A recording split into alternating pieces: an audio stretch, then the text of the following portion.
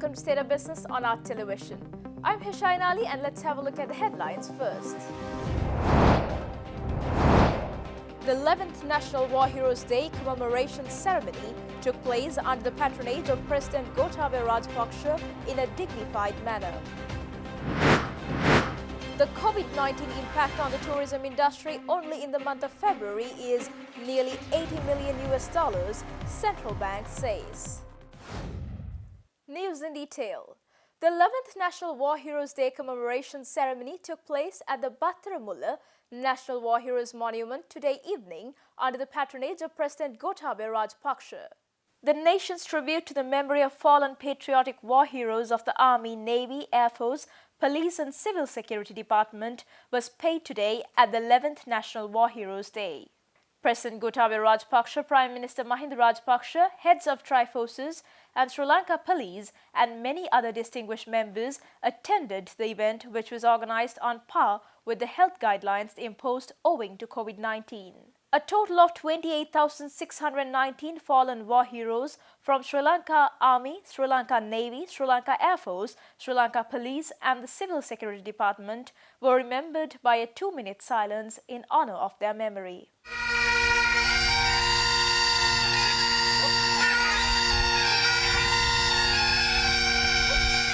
In the meantime, in view of the National War Heroes Day, the President Gotabaya Rajapaksa, with the concurrence of the Ministry of Defence and recommendations of Commander of the Army, Lieutenant General Shavendra Silva, has promoted a total of 177 Army officers and senior Army officers to their respective next ranks retrospectively. මීට වසර 11කට පෙර අප මාතෘ භූමියට තිරසාර සාමයක් උදා කර දෙමින් Sri Lanka Navy has rendered an unparalleled service in gaining victory over LTT. Also, Sri Lanka Navy has actively participated in the nation-building mechanism. We pay our respect to all the fallen war heroes who have sacrificed their lives in gaining victory over LTT. In the meantime, Sri Lankan Navy has now engaged in the process of containing the health crisis of the country. වර්තමානයේ ශ්‍රී ලංකා යුද්ධ හමුදාව Sri Lanka Army has been working beyond preserving the national security. With the COVID-19 situation in the country, Sri Lanka Army has further engaged in nation-building efforts and humanitarian work. By the way, we have defeated the war, and the way we have engaged in containing the COVID-19 pandemic in Sri Lanka, we have proven that there is nothing we cannot do.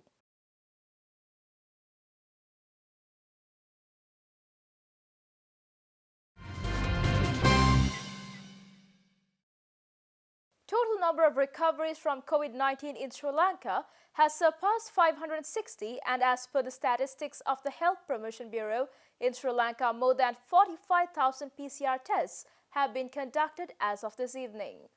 According to the Health Promotion Bureau, there are 414 active cases as of 1 p.m. today, and 135 individuals are currently under investigations in hospitals. In the meantime, another batch of individuals quarantined at Palali Quarantine Center released today. Accordingly, 98 civilians quarantined at the Sri Lanka Air Force Quarantine Center in Palali released this morning. Another 5 naval personnel infected with coronavirus and underwent treatment in hospitals were discharged from the hospitals, being tested negative to COVID-19 yesterday. The naval personnel who were identified positive to coronavirus were admitted to hospitals for treatment. Out of these 5, 3 persons were under treatment in IDH Hospital and 2 persons were in Homagama Hospital. Since these sailors found negative to COVID-19 on the reports of random PCR tests done under treatment, they were discharged yesterday. Moreover, High Commission of India based in Colombo announced that Indian government under the Vande Bharat mission is undertaking the largest ever evacuation of stranded Indian nationals across the world back to the country. As a part of this mission, the Special Air India flight has been scheduled from Colombo to Mumbai on May 29th, the High Commission said. President Gotabaya Rajapaksa explores the possibility of finding employment for Sri Lankan youths at prominent shipping companies in the world in the context of current situation where major international shipping lines are facing labor shortages due to the COVID-19 pandemic. This was discussed during a meeting with the representatives of local shipping companies at the Presidential Secretariat yesterday. Accordingly, the representatives of the shipping companies revealed that more than 300 trade vessels sail 10 nautical miles away from the Galle port daily. They pointed out that creating an environment for those sailors to return to their respective countries via Sri Lanka will pave the way to generate huge foreign exchange revenue. President Rajapaksa stressed that this opportunity can be used to promote Sri Lankan airlines as well. It was pointed out at the meeting that the Galle harbour could be developed into a global crew exchange hub, and President instructed the officials to adhere to health guidelines and regulations in the course of implementing this program.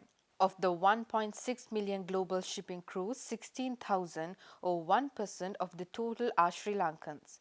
They annually contribute $300 million to the Sri Lankan economy. President Rajapaksa added that a twofold increase in the number of Sri Lankans in the field would double the country's foreign exchange income. Secretary to the President P.B. Jayasundara, Principal Advisor to the President Lalit Veeratunga, Commander of the Sri Lankan Navy Vice Admiral P.L. De Silva, Chairman of Sri Lanka Port Authority Retired General Dayag Ratnayaka, and several heads of a number of prominent naval corporations were present at the discussion. Stay tuned for more news right after this commercial break.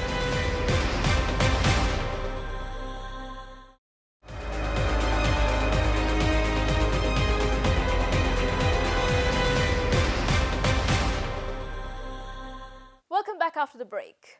The COVID-19 induced downturn in the Sri Lankan manufacturing sector deepened during April this year by further contraction in Manufacturing Purchasing Managers Index, which recorded at an index value of 24.2 with a fall of 5.8 index points from the previous month, reaching the lowest level since the beginning of the survey.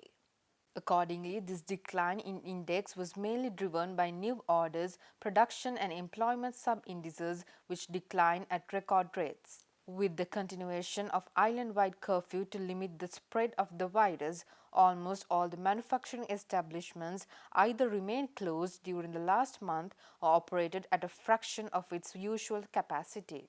Many respondents in the textile and wearing apparel sector highlighted that they have not received orders for their regular products, particularly from US and European buyers due to rapid spread of COVID-19 in those countries. Moreover, decline of employment was mainly due to discontinuation of some casual and temporary employees.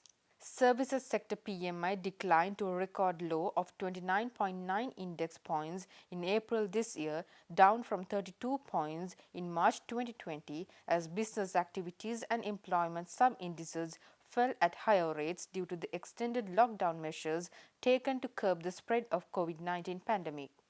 Business activities sub-index declined sharply to 8.6 index points, the lowest value since the beginning of the survey, signifying the extensive impact of COVID-19 pandemic on services activities. Business activities of transportation subsector declined further following prolonged domestic travel restrictions and slowdown in cargo handling due to restrictions and disruptions to international trade.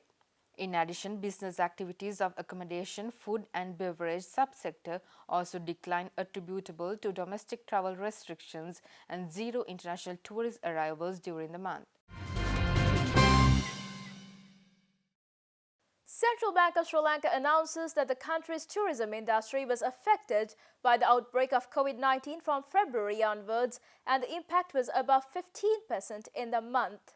Central Bank also revealed that according to their calculations, the country lost almost $80 million compared to February in 2019. The outbreak of COVID-19 and its global spread impacted the global tourism industry significantly from February 2020 onwards. Sri Lanka also experienced the same trend, with tourist arrivals in February 2020 declining by 17.7% to 207,507 from 252,033 in February 2019. There was a significant decline in tourists from China, with Chinese tourist arrivals being only 2,096 in February 2020 compared to 28,039 arrivals in February 2019. Tourist arrivals from key destinations such as France, the United States, Canada, the United Kingdom, and Germany also declined, while arrivals from Russia, Poland and Ukraine increased on a year-on-year basis in February 2020.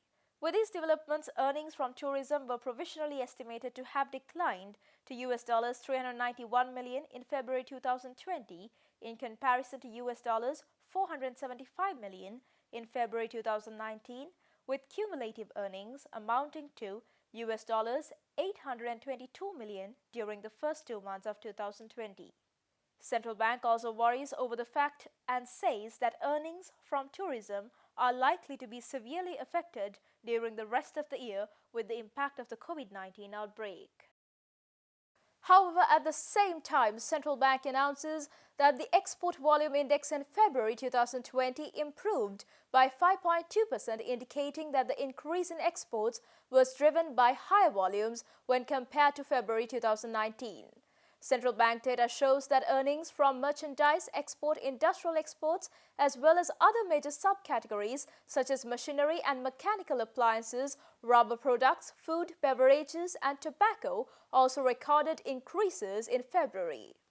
As per the official external sector performance report for the month of February, earnings from merchandise exports increased in February 2020 for the first time since June 2019 by 0.7% to US $988 million. Earnings from industrial exports increased in February 2020 in comparison to February 2019. Higher prices and increased quantities of bunker and aviation fuel helped earnings from petroleum product exports to grow considerably in February 2020. Despite the decline in earnings from garment exports from the USA, export earnings from textiles and garments increased, albeit marginally, due to increased exports of textile and other made-up textile articles. However, export earnings from gems, diamonds and jewelry, wood and paper products, leather, travel goods and footwear, base metals and articles, chemical products and transport equipment declined compared to February 2019. Earnings from agricultural exports also declined in February 2020 on a year-on-year basis. Amidst lower demand from the USA and the EU, earnings from seafood exports also declined during the period. In contrast, earnings from the export of minor agricultural products and natural rubber increased notably during the month. Earnings from mineral exports recorded a decline in February 2020 year-on-year, led by lower earnings from earth and stone exports. The export volume index in February 2020 improved by 5.2%, while the export unit value index declined by 4.2%, indicating that the increase in exports was driven entirely by higher volumes when compared to February 2019. Stay tuned for stock updates.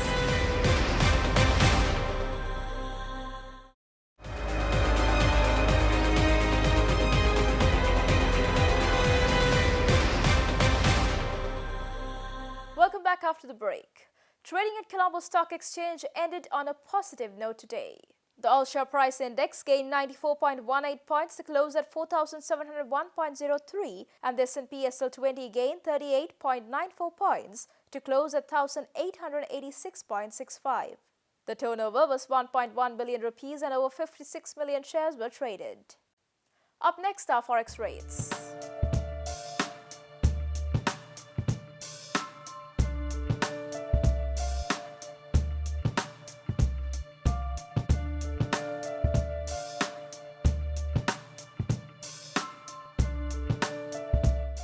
And that's all news for today. See you tomorrow with State of Business. Until then, take care. Good night.